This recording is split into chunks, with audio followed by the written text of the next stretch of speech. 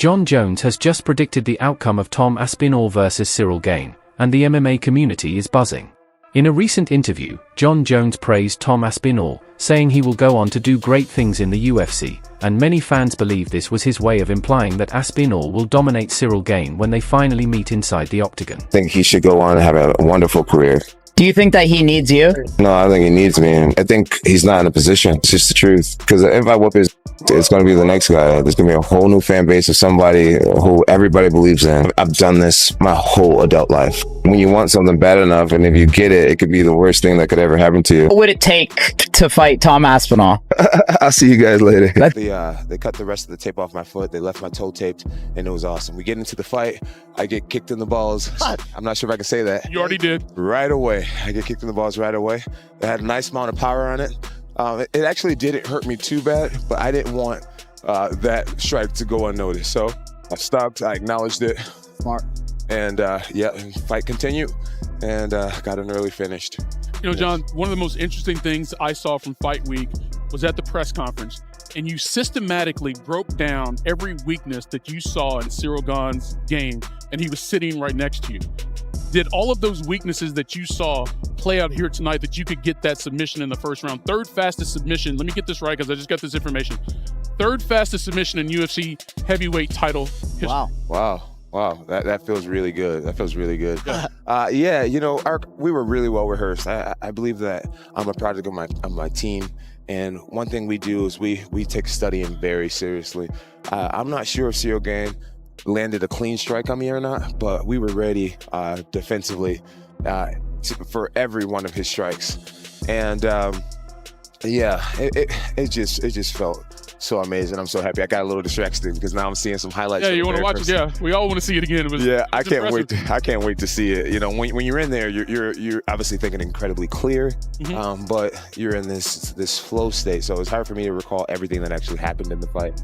I can't wait to go home and watch it. This is significant because Jon Jones knows exactly what it's like to fight Ciryl Gane.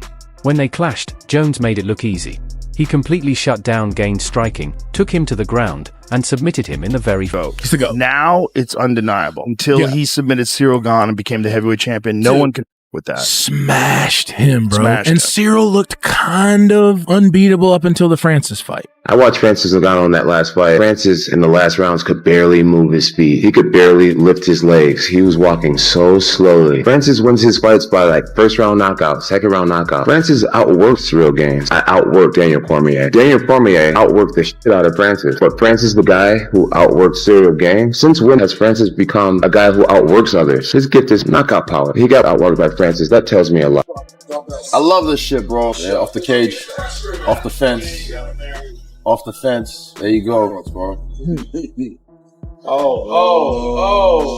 where I want to be. That's where I want to be. Fucking all his weight. He's using all his weight to drag him down as well. Oh, I got the neck. No way. I can't. It's not even in yet. Is it? It's not under the chin. You're carrying the weight. Oh, what the fuck?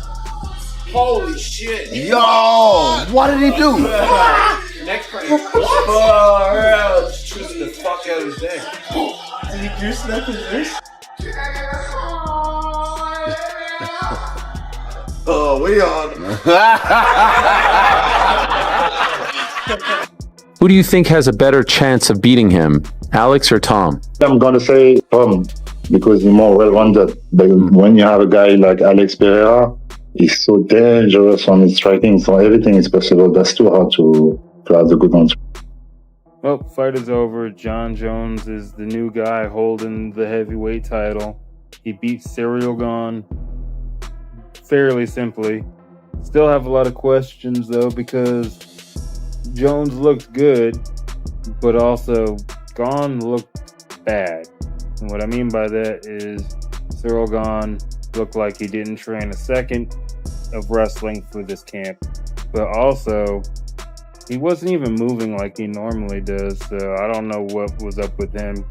If maybe the moment of going up against Jon Jones and trying to back up all the talk got to him or something. I don't know. But now the more interesting fight that I've been wanting to see And the fight I originally wanted to see when Francis was out is going to happen next, apparently. And that's Jones versus Stipe. That is a much more interesting fight. And that performance exposed a huge weakness in Gane's game: his lack of ground defense, his inability to survive against elite wrestlers, and his tendency to fold under heavy pressure. Now, Tom Aspinall is preparing to face that same opponent. And what makes it so fascinating is that Aspinall brings a similar tool set to Jones, but with even more speed and explosiveness.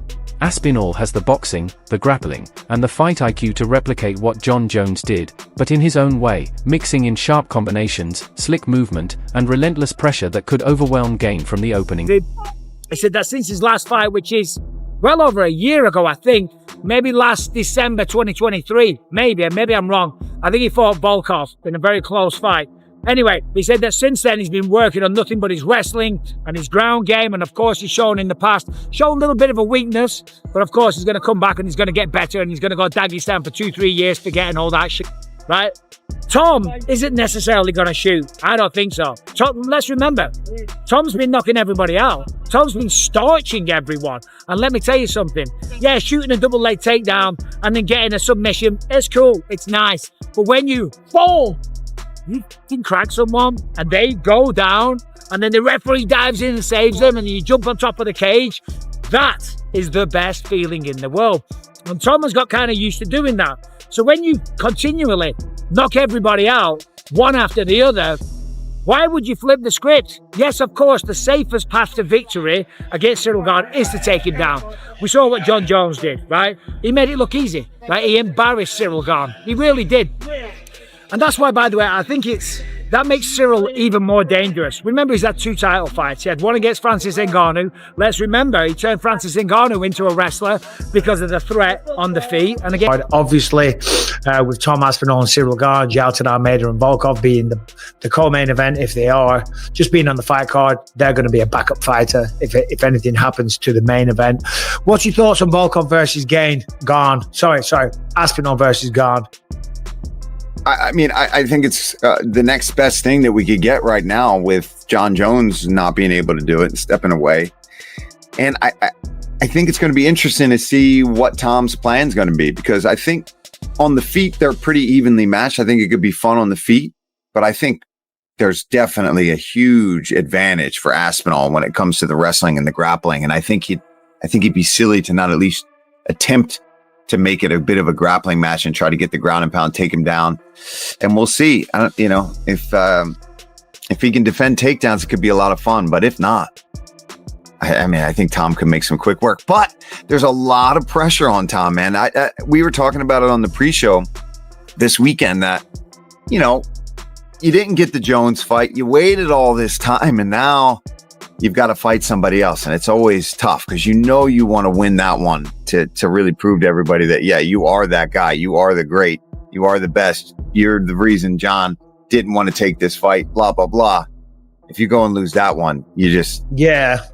Well, we haven't had guests on for a little bit because I've just been all over the place. The MMA community is already pointing out the parallels. If Jones was able to dominate Gane in 1 round, then surely Aspinall has the ability to do the same.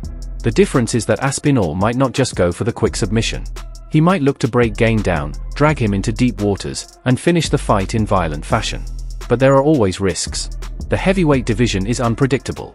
One clean strike from Gane could change everything, and Aspinall knows he has to be careful not to get reckless. Still, Jones's words carry weight. When the greatest of all time praises Aspinall and hints that he will handle Ciryl Gane with ease, fans take notice. So now the question is clear. Will Aspinall replicate Jon Jones's dominance? Or will Ciryl Gane learn from his mistakes and find a way to silence the hype? Either way, this fight could define the future of the heavyweight division.